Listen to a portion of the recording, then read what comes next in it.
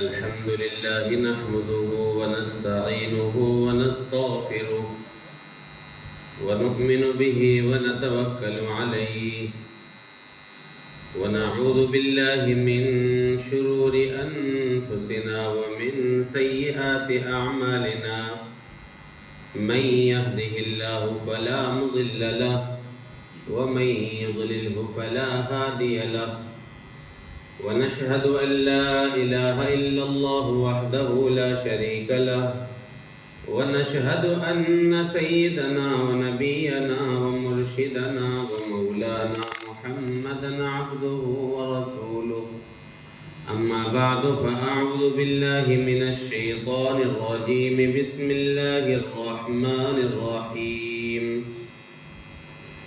لقد كان لكم في رسول الله أسوة حسنة وقال النبي صلى الله عليه وسلم بعثت لأتمم مكارم الأخلاق صدق الله العظيم.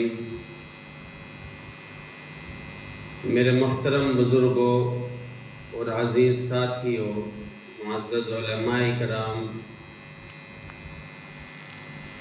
ہم لوگ یہاں جو اکٹھا ہوئے ہیں، جو یہاں بیٹھے ہیں، ہمارا بیٹھنا سننا کامیاب ہو جائے، ایسا نہ ہو کہ جس طرح ہماری عمریں کسی کی 60 سال کسی کی 50 سال ہو گئی، اور ان 60 سالوں میں نہ جانے کتنے ہم نے جلسے سن لیے، کتنی مجلسیں سن لی، اور آج بھی ہم بیٹھ گئے.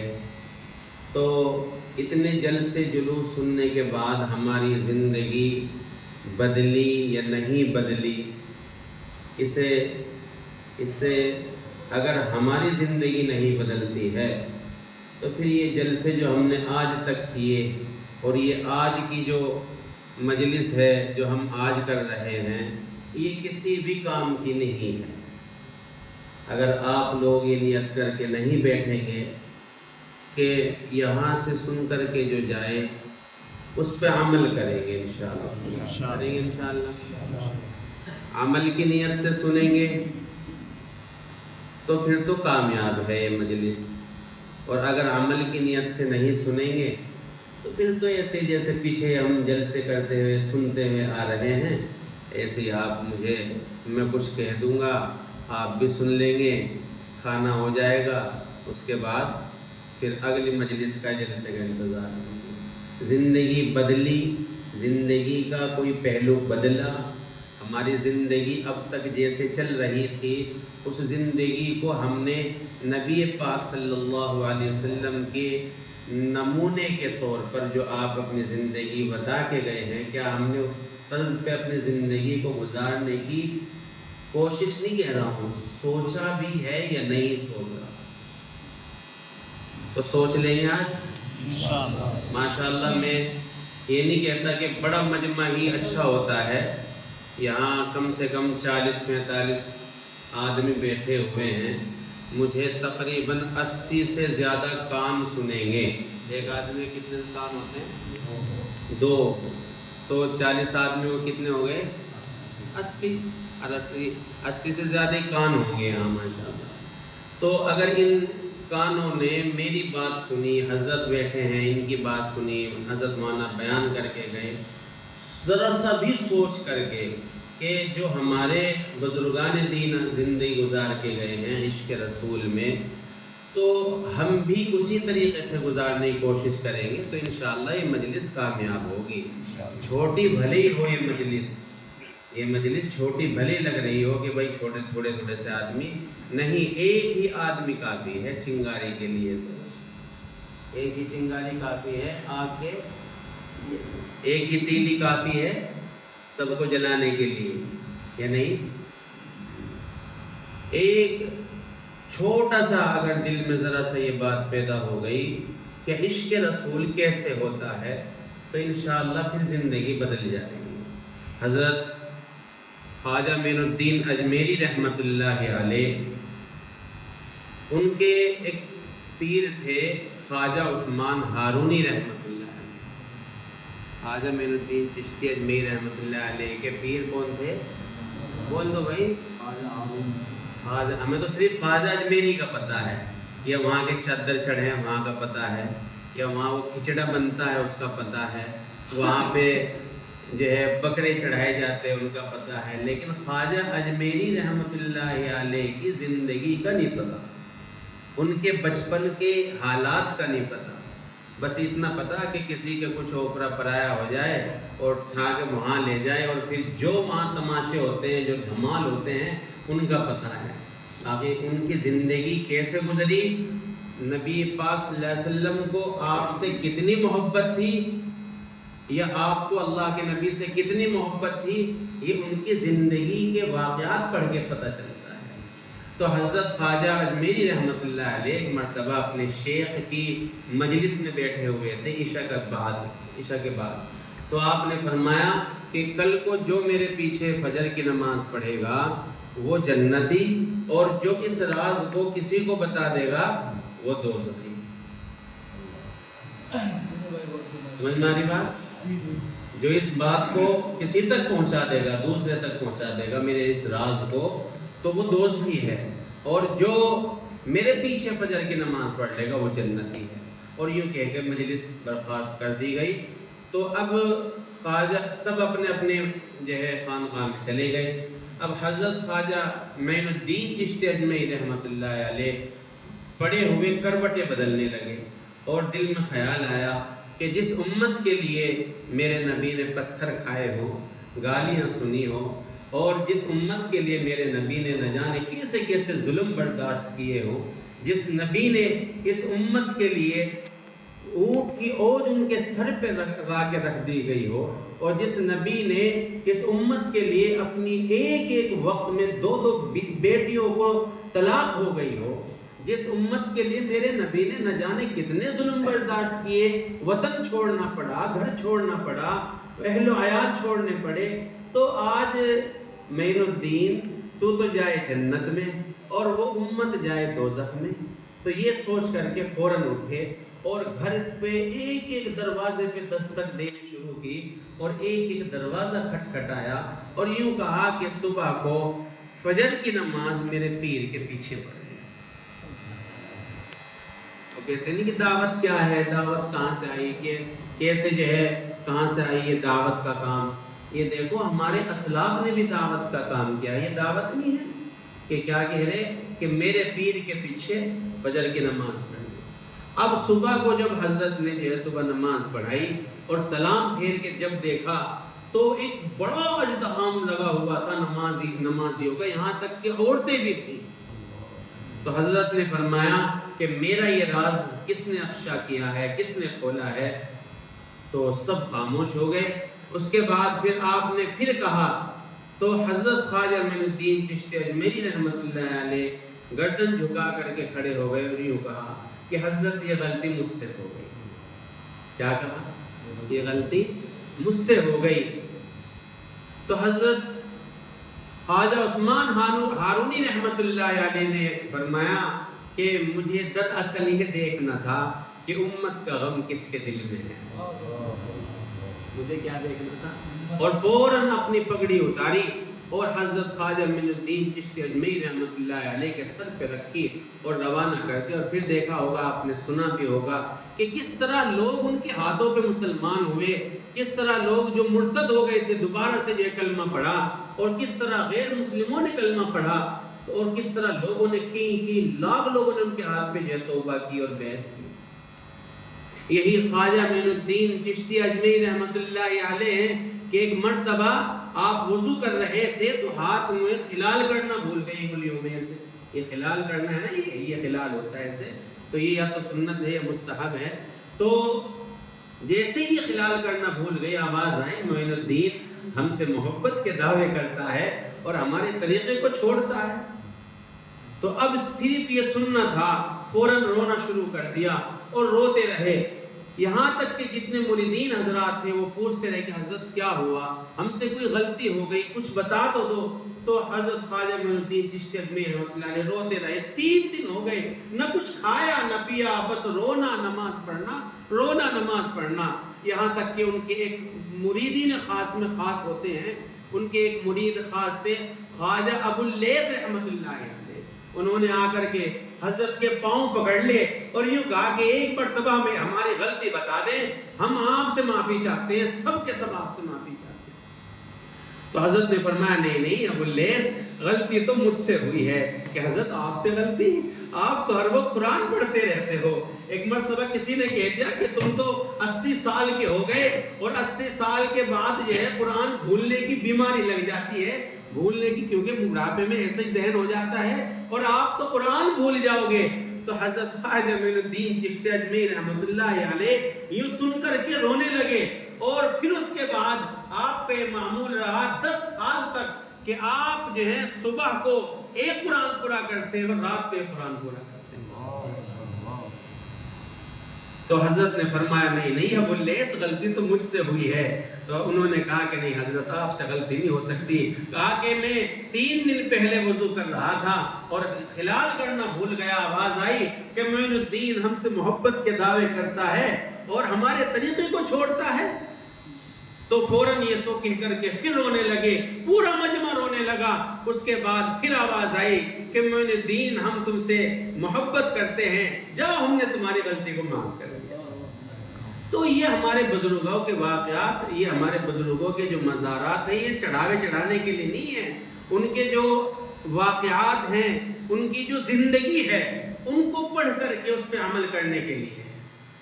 تو بہرحال بات میں نے ایک آیت پڑھی تھی آپ کے سامنے، لَقَدْ كَانَ لَكُمْ فِي رَسُولِ اللَّهِ أُسْوَةٌ حَسَنَةٌ۔ اللہ نے خود اس آیت کو ہمارے لیے اس طور پہ ہمارے لیے اتارا ہے کہ تم اگر زندگی گزارنا چاہتے ہو، تمہارے لیے زندگی کا آئیڈیل جو ہے، تمہارے لیے نمونہ جو ہے، وہ میرا نبی ہے۔ کون ہے؟ میرا نبی ہے۔ اس کے بعد آپ دنیا میں دیکھ لیجئے، ایک بہت بڑا عیسائی ایک پادری تھا اور وہ ایک بہت بڑا پترکار بھی تھا۔ اس نے ایک کتاب لکھی کہ دنیا کے 100 آدمی، ٹاپ کے 100 آدمی۔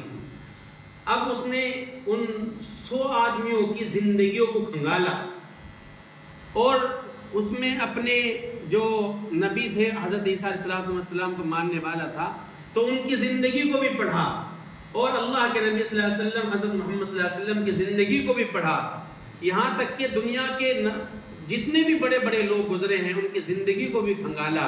پھر آخر اس نے جو ہے ایک دن متعین کیا کہ اب میں ان 100 آدمیوں میں سے ایک آدمی کا نام ڈکلیئر کرنے جا رہا ہوں کہ اس نے کس طریقے سے زندگی گزاری ہے، اور وہی ایک آدمی ہے جس کی طرح سے زندگی پہ چل کر کے جو کامیابی مل سکتی ہے۔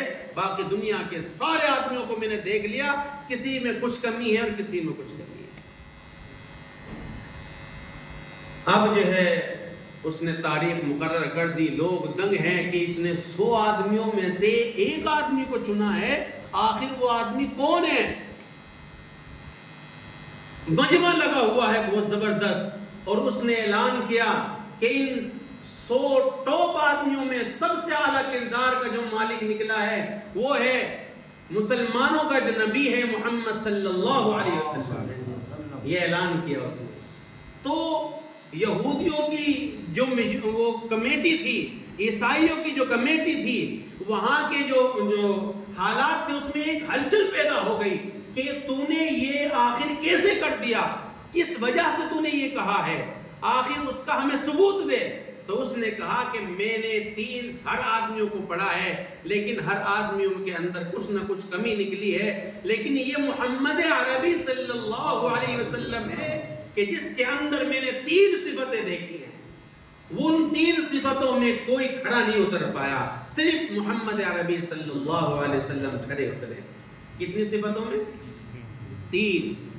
سب سے پہلی صفت فرمایا کہ انسان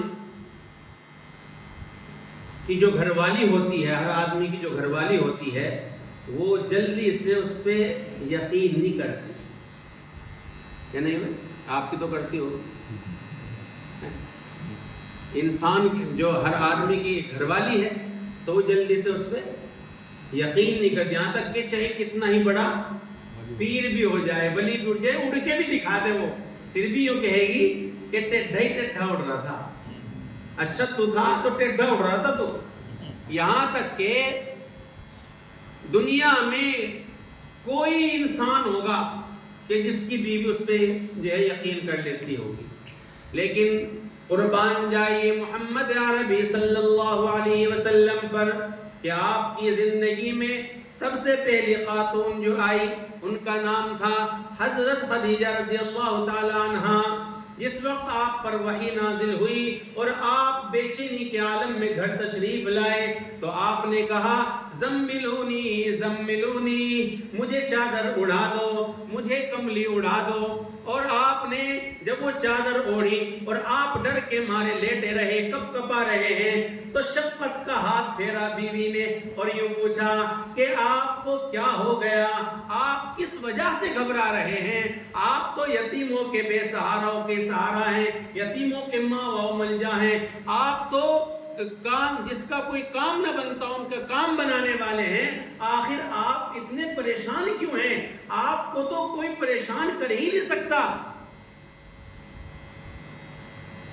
تو جب کہا کہ مجھ پہ وحی نازل ہوئی ہے اور مجھے اللہ نے نبی بنایا ہے اور مجھے کہا ہے کہ تم جو ہے اس کی دعوت دو، اب تم کیا کہتی ہو؟ تم کیا کہتی ہو؟ تو آپ کی بیوی نے حضرت خدیجہ رضی اللہ تعالی عنہا نے بلا چوں چرا، بغیر کسی دلیل کے، حالانکہ کوئی دلیل مانگتی ہے عورت، ہر انسان کی زندگی میں جب اس کی بیوی کوئی بات سنتی ہے تو دلیل مانگتی ہے اور کچھ نہ کچھ چوں چرا کرتی ہے، لیکن اتنی بڑی بات جب نبی پاک صلی اللہ علیہ وسلم نے اپنی بیوی کے سامنے رکھی تو آپ کی بیوی نے بغیر چوں چرا کے جو ہے کہا لا الہ الا اللہ محمد الرسول اللہ صلی اللہ علیہ وسلم۔ تو آپ نے بالکل فوراً کلمہ پڑھ کر کے ایمان لیا۔ تو کہا کہ سب سے پہلی وجہ یہ ہے، سب سے پہلی وجہ یہ ہے کہ آپ کی بیوی نے بغیر کسی دلیل کے آپ پر ایمان لائی۔ اگر کچھ کھوٹ ہوتا تو بیوی کھوٹ نکالتی، اگر کچھ، کیونکہ بیوی کو سب راز کا پتہ ہوتا ہے اور اسے پتہ ہوتا ہے کہ اس کی خلوت کیسی ہے، جلوت کیسی ہے۔ اب میں آپ کے سامنے ہنس رہا ہوں، بات کر رہا ہوں تو پتہ لگا کہ حضرت تو بہت اچھے آدمی ہیں، بہت جو ہے جب محفل میں آتے ہیں تو سب ہنستے ہیں، سب کو ہنساتے ہیں، لیکن پتہ چلا کہ جب گھر میں جاتے ہیں تو گھر میں 2-3 افراد کو ایسا رلاتے ہیں کہ اگر آپ کو پتہ چل جائے تو آپ بھی یہ کہیں گے نہیں نہیں ایسا نہیں ہو سکتا، یہ تو حضرت بہت بڑے ہیں، یہ تو اتنے اچھے ہیں، اتنے نیک ہیں۔ پتہ چلا کہ اگر گھر والی نیک کہہ دے گی تو نیک ہیں، ورنہ باہر کتنے بڑا حضرت جی بنا پھر رہو، کتنے بڑا مولوی بن جا، کتنے بڑا امیر صاحب بن جا، کتنے بڑا حجی بن جا۔ فرمایا کہ نہیں نہیں، بیوی کہہ دے گی کہ ہاں یہ میرا شوہر ہے نا، یہ سب سے اچھا آدمی ہے، تو وہ بولو بھائی کہلوا دو گے؟ کیا کہلوا رکھا؟ ہاں، تو پتہ چلا کہ اللہ کے نبی صلی اللہ علیہ وسلم پر سب سے پہلے ایمان لانے والی ان کی بیوی ہیں۔ دوسری وجہ اس نے بتائی کہ جو لنگوٹیا یار ہوتا ہے اسے سب پتہ ہوتا ہے کہ اس کے اندر خامیاں کیا ہے، پتہ ہوتا ہے نا؟ جو بچپن کا لنگوٹیا اسے تو بولتے ہیں، جو بچپن کا دوست ہوتا ہے جس نے لنگوٹ دیکھ رکھا ہو، تو کہا کہ اسے پتہ ہوتا ہے خامیوں کا۔ اگر محمد عربی صلی اللہ علیہ وسلم نے کوئی خامی ہوتی، کوئی ذرا سا بھی تل دھرنے کی جگہ ہوتی تو ان کا جو دوست ہے بچپن کا، کون؟ حضرت ابو بکر صدیق رضی اللہ تعالی عنہ، وہ بغیر کسی تحقیق کے ایمان میں لاتا۔ سمجھ میں آئی بات؟ پتا چلا کہ اللہ کے نبی صلی اللہ علیہ وسلم کا بچپنا، آپ کی جوانی حضرت ابو بکر صدیق کے سامنے گزری ہے، تو آپ نے بلا چون چرا کہا کہ میں آپ پر ایمان لے کے آتا ہوں۔ ابو جہل نے کہا کہ میاں ابو بکر ایک بات تو بتاؤ، کیا کوئی آدمی یہاں سے ایک ہی رات میں بیت المقدس وہ کون سی جگہ ہے؟ فلسطین، کیا کوئی بیت المقدس میں چلا جائے گا ایک ہی رات میں، وہاں سے آ بھی جائے گا؟ کہا کہ نہیں، ایسا تو نہیں ہو سکتا، کہ دیکھ لو کیا ہو سکتا ہے ایسا، کیا یہ کہنے والا جھوٹا ہو سکتا ہے؟ کہاں جھوٹا ہو سکتا ہے، ایسا نہیں ہو سکتا۔ اور پھر وہ یوں کہہ رہا ہے کہ میں وہاں سے بھی 7 آسمان کی سیر کر کے آیا ہوں، اور پھر وہیں سے پھر اسی رات کو بھی آیا ہوں، کیا ایسا آدمی آپ اس پہ یقین کر سکتے ہیں؟ ابو جہل سمجھ گیا کہ آج تیر صحیح لگ گیا، کہ آج اس کا خود کا ساتھی خود یہ جھوٹا کہے گا۔ کہا کہ کون کہتا ہے، کون کہتا ہے؟ تو ابو جہل نے کہا وہ آپ کے ساتھی محمد وہ کہتے ہیں، محمد نے کہ اچھا اگر وہ کہتے ہیں تو میں قسم کھاتا ہوں کہ خدا کی قسم، رب کعبہ کی قسم، وہ بالکل سچ کہتے ہیں، اور وہ وہاں گئے بھی، اور وہاں وہ 7 آسمان پر بھی گئے اور آئے بھی، میں اس پر ایمان لے کے آتا ہوں۔ اسی لیے تو صدیق کا لقب نہیں ملا، کہ جب آپ نے اللہ کے نبی صلی اللہ علیہ وسلم کو سچا کہا تو آپ کو اللہ نے بھی صدیق کا لقب دے دیا۔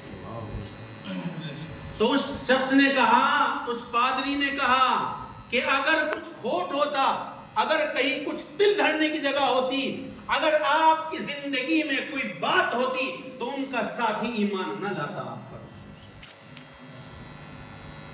تیسری وجہ اس نے بتائی کہ ہر آدمی نوکر رکھتا ہے، ہر آدمی مزدور رکھتا ہے، لیکن پتا چلا کہ کہیں نہ کہیں وہ دھمکاتا ضرور ہے، نوکر کو دھمکاتا ضرور ہے، اور کہیں نہ کہیں گالی دیتا ضرور ہے، لیکن ایک نوکر اور ایک غلام آپ کی خدمت میں بھی تھا، جس کا نام کیا تھا؟ حضرت زید رضی اللہ تعالی عنہ، جو غلام بن کے آئے تھے، اور آپ کو حضرت خدیجہ رضی اللہ تعالیٰ عنہ نے ہدیہ دے دیا تھا۔ اس کے بعد پتا چلا حضرت زید کے ماں باپ کو کہ ہمارا بچہ فلاں جگہ مکے میں کسی ایسے شخص کے قبضے میں ہے جس نے نبوت کا دعویٰ کر رکھا ہے، وہاں چلے گئے اور مال و دولت لے کے آئے۔ ان کے حضرت زید کے چچا بھی ساتھ میں آئے، بھائی بھی، اماں بھی ساتھ میں آئے، جو بھی آیا۔ تو اس کے بعد کہا کہ زید ہم تمہیں لینے آئے ہیں، ہم تمہیں لینے آئے ہیں، بلکہ سب سے پہلے محمد عربی صلی اللہ علیہ وسلم سے ملاقات ہو گئی کہ کس لیے آنا ہوا، کہ پتا چلا ہے کہ ہمارا بیٹا آپ کی غلامی میں ہے، اور آپ جو ہے جتنا آپ ہم سے مالی تعاون لینا چاہتے ہیں، جتنا آپ ہم سے مال لینا چاہتے ہیں لے لیں، ہمارا بیٹا واپس کر دیں۔ آپ نے فرمایا مال کی ضرورت نہیں ہے، زید کہہ دے گا کہ میں جانا چاہتا ہوں تو اسے لے جائیں گے۔ اب حضرت زید رضی اللہ تعالیٰ عنہ کو بلایا گیا تو آپ سے پوچھا کہ محمد عربی صلی اللہ علیہ وسلم نے کہ زید بیٹے انہیں جانتے ہو؟ کہ ہاں یا رسول اللہ یہ میرے ابا ہیں۔ کہ انہیں جانتے ہو یا رسول اللہ یہ میری اماں ہیں، یہ میرے چچا ہیں، یہ میرے فلاں ہیں، یہ میرے فلاں ہیں، کہ یہ تمہیں لینے کے لیے آئے ہیں۔ کیا کہا؟ لینے کے لیے آئے ہیں۔ تو حضرت زید رضی اللہ تعالیٰ عنہ نے کہا کہ نہیں نہیں میں نہیں جانا چاہتا۔ باپ نے کہا بیٹا غلام بن کے رہو گے، کہ ایسی غلامی ملتی کسے ہے؟ ایسی غلامی میں آنے کے لیے تو میں 100 بار بننے کے لیے تیار ہوں۔ کہا کہ میں تمہارے ساتھ جانے کے لیے تیار نہیں ہوں، یہاں تک کہ روئے دھوئے، لیکن حضرت زید رضی اللہ تعالیٰ عنہ نے محمد عربی کا دامن نہیں چھوڑا۔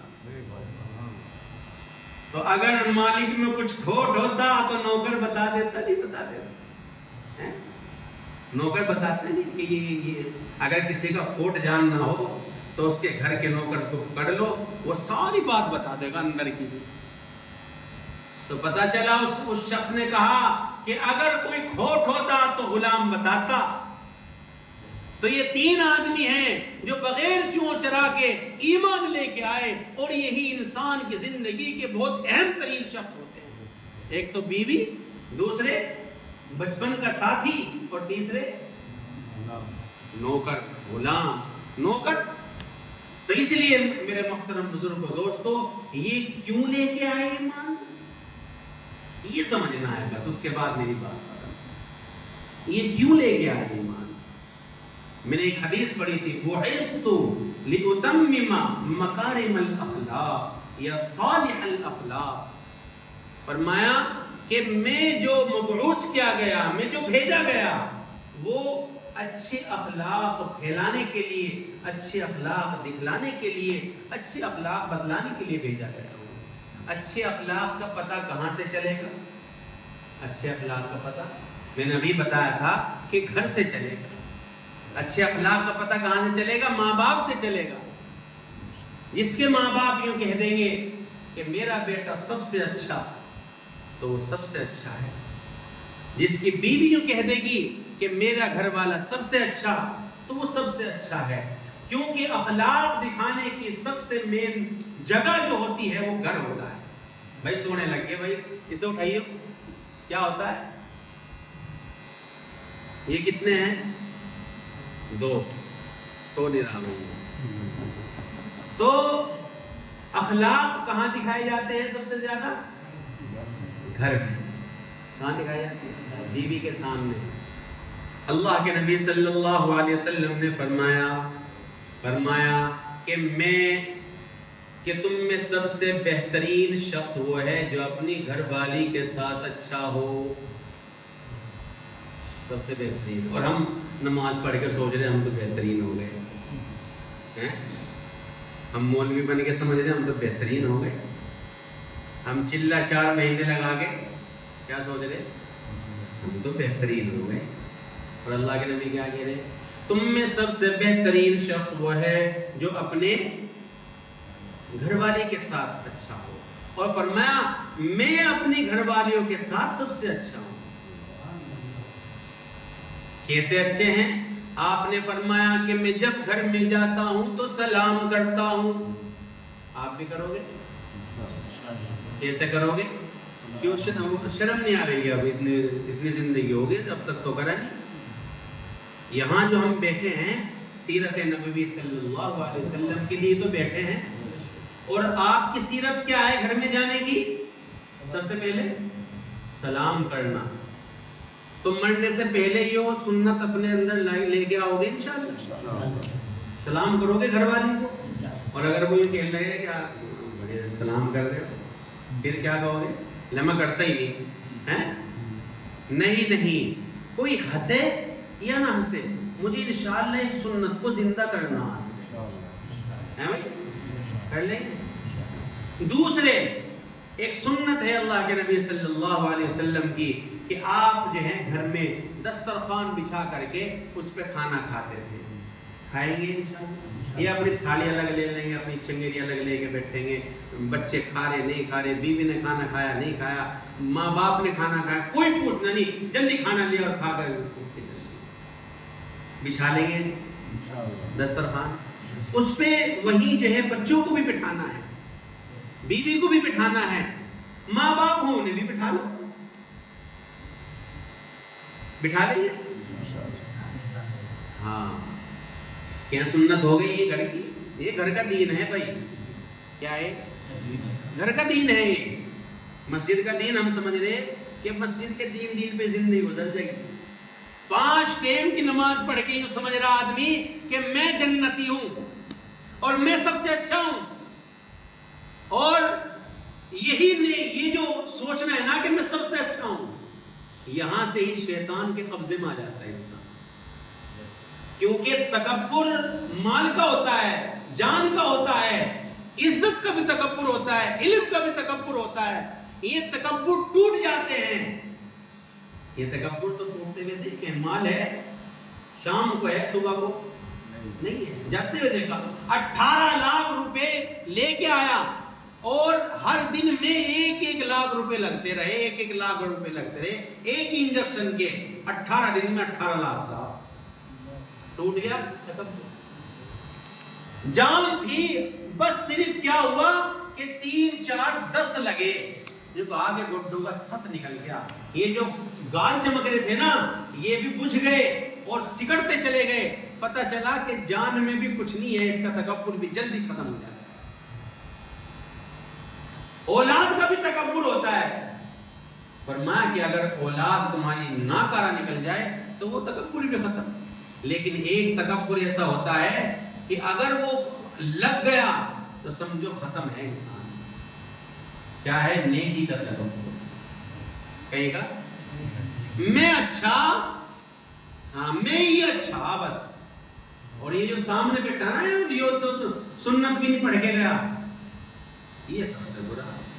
اس نے نفل بھی نہیں پڑھی. تو یہ جو نیکی کا تکبر ہے تو اس تکبر کو انشاءاللہ ہم اپنے پاس تک آنے نہیں دیں گے. کریں گے انشاءاللہ. ہاں تو میں بتا رہا تھا کہ مسجد کا دین مسجد تک یہاں ہے, ایک گھر کا دین ہے. گھر کا دین کیا ہے کہ اپنے گھر میں جب کھانے کا وقت ہو جائے تو دسترخوان بچھا لیں. اسے عمل میں ڈالیں گے. یہ مجلس انشاءاللہ یہ حضرت علماء مفتیان اکرام نے جو سجائی ہے نا یہ کامیاب ہو جائے گی. یہ اگر یہی کام میں یہ لیا ہے تو انشاءاللہ دسترخوان بچھا لیں گے ہاتھ سے انشاءاللہ. تیسرے فرمایا کہ جب کھانا کھانے لگو, یہ میں اپنی بات میں بتا رہا بھائی, لگے تمہیں میں اپنی بات بتا رہا. تیسرے فرمایا کہ جب کھانا کھانے لگو تو ایک لقمہ گھر والی کے منہ میں بھی دے دو. چپل ہے بھائی, دے دیں گے نہیں دیں گے. یہ بھی سنت ہے. فرمایا کہ صدقہ ہے. کیا ہے؟ صدقہ ہے. کیا کریں گے ایسا صدقہ؟ بتاؤ گے تم کہنے ارے کر لو گے ایسا صدقہ انشاءاللہ. بہت سے سوچ رہے کیسے کر لیں ایسا صدقہ. بھائی یہ گھر کا دین ہے, اس سے کیا ہوگا کہ اس سے محبت بڑھے گی. یہ اللہ کے نبی صلی اللہ علیہ وسلم کر کے گئے. آپ ایک ہی پیالے میں پانی پی کے گئے, ہم نے پیا بھی نہیں. آج آپ تعریف کرو گھر والے کی, یہ بھی دین ہے. ورنہ پھر وہ جوڑا بھی اگر پہننے کی تو یہ کہے گی کہ یہ میں اپنی پہن دی, آنے جانے میں پہنوں گی. یہ میں گھر کا دین بتا رہا بھائی, یہاں بیٹھ کے سیرت نبی صلی اللہ علیہ وسلم بتا رہا ہوں. تو کر لیں گے انشاءاللہ. اللہ ہمیں عمل کی توفیق عطا فرمائے. اس لیے جب یہ کام ہم گھر والا کریں گے تو آگے چل کر کے ہماری نسلیں بھی اسی طریقے سے کریں گی. اور یہ سنت نبوی صلی اللہ علیہ وسلم ہے. یہی بات اگر ہم اپنی بیٹی کو سمجھاویں گے, یہی بات ہم اپنی بیٹی کو سمجھاویں گے اور وہ دوسرے گھر میں جائے گی, اور شوہر کا کیا حق ہے, اگلے گھر میں جا رہی ہے ان کا کیا حق ہے, آقا مدنی نے اپنی بیٹی کو کیا سمجھا کے بھیجا, آپ نے اپنی سیرت سے اپنی بیٹیوں کو کیا بتایا. اگر یہ آپ اپنی بیٹیوں کو سمجھا دیں گے تو پھر دوسرے تیسرے دن آپ کی بیٹی گھر میں نہیں آ کے بیٹھنے. ورنہ آج جو ہے طلاق کی ریشو کیا, وہاں جا کر کے دیکھو آپ تحصیلوں میں سب سے زیادہ لائن جو ہے ہماری لگی ہوئی ہے. اور باپ یوں کہتے اچھا یوں کہا, صبر نہیں سکھاتا باپ, نہ بھائی سکھاتا, کیونکہ سیرت نبوی پڑھی نہیں. بس نام ہے کہ ہم محمد عربی صلی اللہ علیہ وسلم کے غلام ہیں. ہاں محمد کا نام آئے گا تو جھوم جائیں گے, اور جب محمد کا کام آئے گا تو گھوم جائیں گے. سمجھ میں آ رہی بھائی؟ بہت سے آدمی تو یوں دیکھ رہے ہیں مجھے کہ ہم بولنے گے ہی نہیں. موبائل دیکھ دیکھ کے اتنے چپ ہو گیا آج آدمی, سائلنٹ اتنا ہو گیا کہ بولتا ہی نہیں. تو اس لیے سب تیار ہیں یہ کام کرنے کے لیے بھائی, جو بتایا یہ ساری باتیں جو ہے میں نے حدیث سے آپ کو بتائی ہیں. تو آج یہ تہیہ کریں کہ انشاءاللہ جو نبی پاک صلی اللہ علیہ وسلم کی سیرت ہے اس پہ عمل کریں گے. ہم تو سیرت سنتے نہیں, یہ تو بھلا ہو ان حضرات کا کہ انہوں نے سیرت سنوانے کے لیے جیسا حضرت نے بتایا کہ کس طریقے سے جان دے دی, کس طریقے سے کس وجہ سے ان کی جوتی اپنے سر پہ رکھی کہ محمد عربی صلی اللہ علیہ وسلم سے عشق تھا, اسی لیے تو رکھ لی. تو جب عشق ہوگا نبی پاک صلی اللہ علیہ وسلم سے تو آپ کی ایک ایک بات اپنی زندگی میں لے کے آئے گا. اور یاد رکھنا ہمیں ضرورت ہے اللہ کو، اللہ کی، اللہ کو ہماری ضرورت نہیں ہے. سمجھ میں آ رہی بات؟ ہمیں ضرورت ہے اللہ کی، اللہ کو ہماری ضرورت نہیں ہے. اور پکڑ بھی اسی کی ہوے گی جس نے لا الہ الا اللہ کہہ دیا. ورنہ جو ہے یہ نہیں کہ آپ ہی بتائیں، ایک بچہ مدرسے میں پڑھتا ہے اور ایک بچے کا داخلہ نہیں ہے، دونوں باہر کھیل رہے ہیں، تو استاد کسے پکڑے گا؟ جس کا نام لکھا گیا. مسلمان ہو، اگر تم نے کہہ دیا آمنت باللہ، یہیں سے ہی آپ کی ساری باتیں آپ پر لاگو ہو گئی. آپ نہیں مانتے تو آپ کی ضرورت نہیں ہے اللہ کو. دیکھا نہیں کتنے لوگ جو ہے کٹ رہے ہیں، پٹ رہے ہیں. یہاں تک فرمایا کہ مکھی مچھر اور چینٹیوں کی طرح بھی تم مسلے جاؤ گے، تب بھی اللہ پہ کوئی بھروسہ جو ہے کوئی فرق نہیں پڑنے والا ہے. فرق کب پڑے گا؟ جب ہم اپنی زندگی کو نبی پاک صلی اللہ علیہ وسلم کے طریقے پر لے جائیں. ہم سوچ رہے ہیں کہ ہم 2 وقت کی نماز پڑھ لیں اور ہم جو ہے ایسا ہو جائے گا. نہیں، ایسا نہیں. مکمل طریقے سے کہا کہ مکمل آنا پڑے گا. یہ نہیں کہ کچھ چیز جو اچھا لگا اسے سن لیا، جو اچھا نہیں لگا اسے چھوڑ دیا. کہا کہ ایسا آدمی تو چاہیے ہی نہیں اللہ کو. ایسا دل اللہ کی پراپرٹی ہو ہی نہیں سکتا کہ جس دل میں اللہ کے علاوہ کوئی اور بھی بستا ہو، جس دل میں اللہ کی محبت کے علاوہ کسی اور کی محبت ہو، جس دل میں نبی کی محبت کے علاوہ کسی غیر کی محبت ہو. فرمایا محبت تو آپ کو اللہ کی اور اس کے رسول کی دل میں بسانی پڑے گی. اور اللہ نے دل ایسا مانگا بھی ہے. فرمایا کہ اگر تم چاہتے ہو کہ تم جنت پانا چاہتے ہو تو تم ایسا دل لے کر کے مجھے لے کے آؤ جو بہترین دل ہو. ایسا دل ہو کہ جس میں غیر کی محبت نہ بستی. ہم چاہتے ہیں نماز صرف نماز پڑھ کے جنت پا لیں گے، ایسا نہیں ہو سکتا. ہم 10 روپے کا ایک سیب لیں، 20 روپے کا ایک سیب لیں اور آپ اس کو گلا سڑا دے، کوئی گلا سڑا سیب آپ کو دے دے تو آپ لے لو گے اسے. تو جب ہم 20 روپے میں ایک سیب گلا سڑا برداشت نہیں کر سکتے تو اللہ اپنی رضا، اپنی بقا، اپنی جنتوں کے بدلے میں ہمارے اس دل کو قبول کر لیں گے، کر لیں گے. ہاں، اس دل میں کس کی محبت چاہیے؟ اللہ کی اور اس کے رسول کی. رسول اللہ کی محبت یہ ہے کہ بالکل دل میں سے یہ نکال دو، نفع نقصان کا مالک کوئی اور نہیں ہو سکتا. دل میں کون کیا رکھنا ہے؟ نفع نقصان کا مالک کوئی اور نہیں ہو سکتا. عزت ذلت کا مالک کوئی اور نہیں ہو سکتا. عذاب اور ثواب کا مالک کوئی اور نہیں ہو سکتا. اولاد کا دینا اور لینے کا مالک کوئی اور